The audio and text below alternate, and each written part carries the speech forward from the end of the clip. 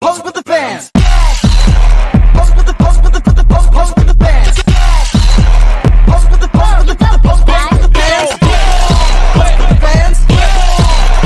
Baik, perkenalkan, kami dari kelompok akan mempresentasikan hasil kami dengan judul SAW atau Simple Adaptive Weight. Pertama, kriteria alternatif A1 67 56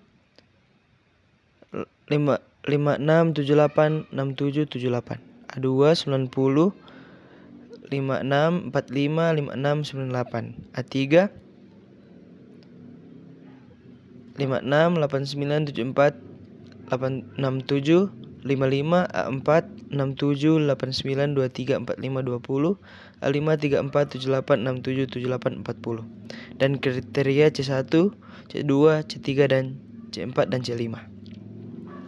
C1 kepadatan penduduk, A1 gorong-gorong, C2 angka kelahiran, A2 kembang tonjong, A3 C3 jarak dengan penduduk,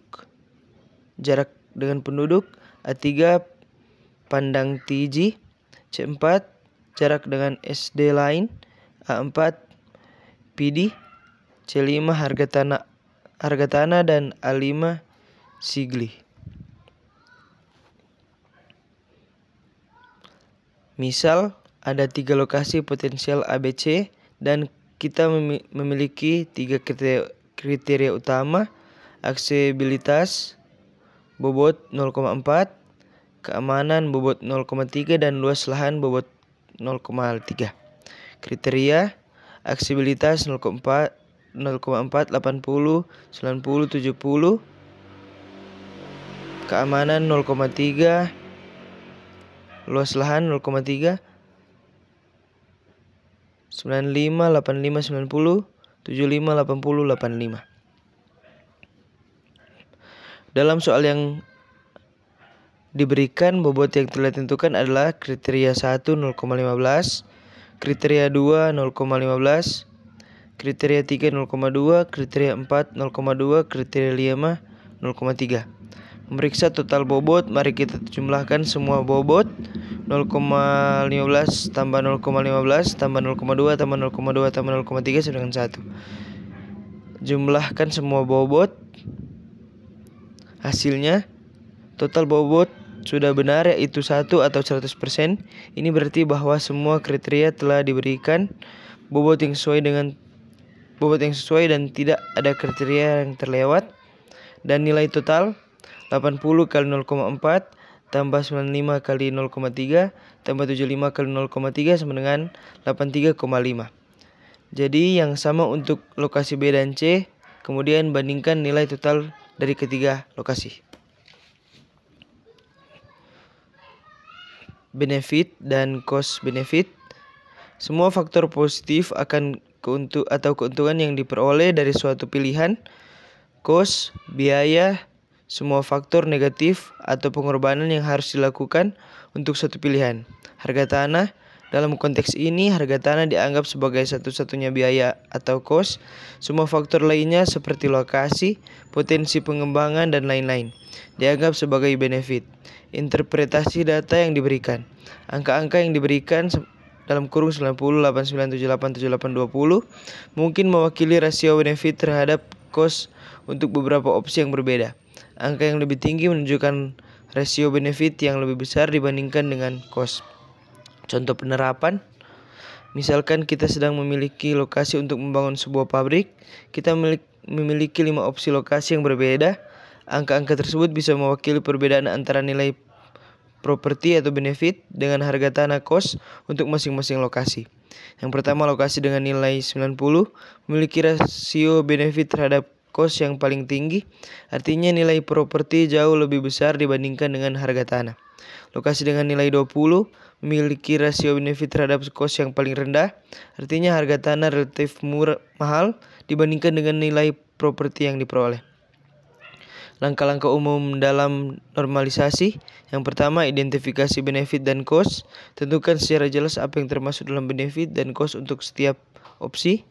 Yang kedua, kumpulkan data kuantitatif untuk setiap faktor yang telah diidentifikasi. Yang ketiga, standarisasi data. Ubah data ke skala yang sama, misalnya dengan mengubah menjadi nilai antara 0 dan 1. Hitung rasio benefit atau cost.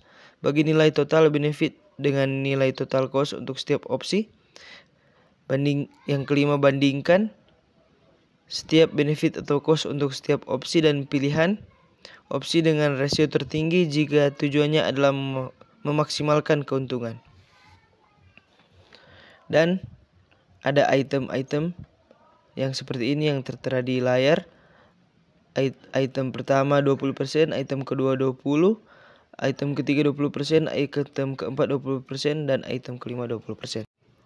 Selanjutnya, yang pertama A1C1 sama dengan nilai A1C1 atau benefit. Ini merupakan suatu nilai atau variabel yang ingin kita normalisasi. Nilai A1C nilai asli dari variabel tersebut, benefit, manfaat atau keuntungan yang terkait dengan nilai A1C. Dalam contoh ini, nilai A1C1 dinormalisasi dengan membagi nilai asli dengan benefit yang terkait. Hasilnya adalah nilai antara 0 dan 1, di mana nilai yang lebih tinggi menunjukkan proporsi benefit yang lebih besar terhadap nilai A1C1. Contoh kedua, A1C5, cost atau nilai A1C5. A1C5 variabel lain yang ingin dinormalisasi. Cost, biaya atau kerugian yang terkait dengan nilai A1C5. Nilai A1C5 nilai asli dari variabel tersebut. Di sini nilai A1C5 dinormalisasi dengan membagi biaya dengan nilai aslinya.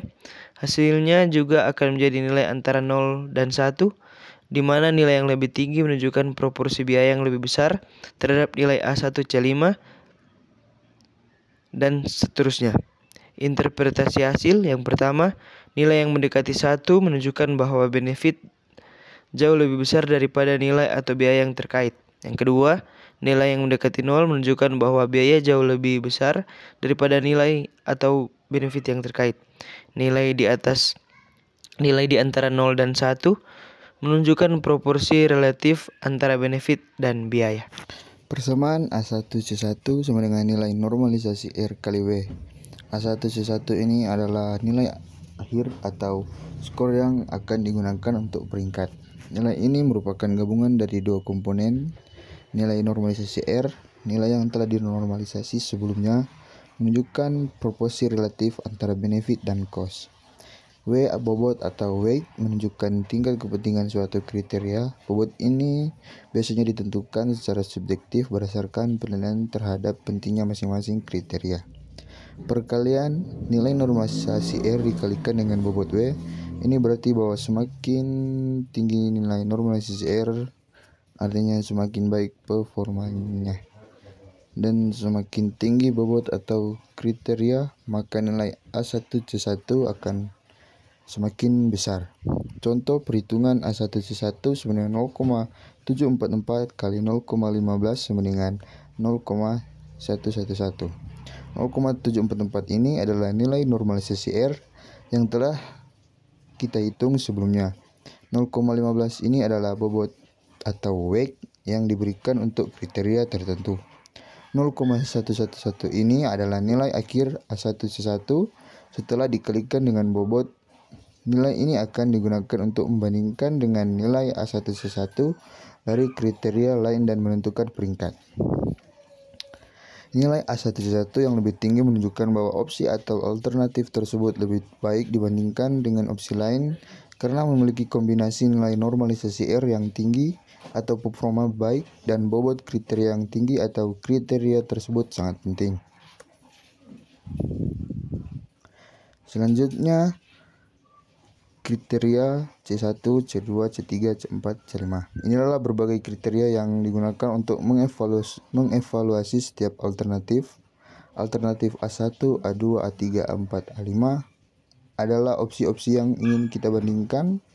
Nilai pada setiap sel. Setiap sel dalam tabel berisi nilai normalisasi untuk kriteria tertentu pada alternatif tertentu. Nilai ini sudah melalui proses normalisasi seperti yang dijelaskan sebelumnya sehingga dapat dibandingkan secara langsung. Hasil kolom terakhir. Hasil merupakan jumlah dari semua nilai C untuk setiap alternatif. Nilai hasil ini digunakan sebagai skor akhir untuk masing-masing alternatif.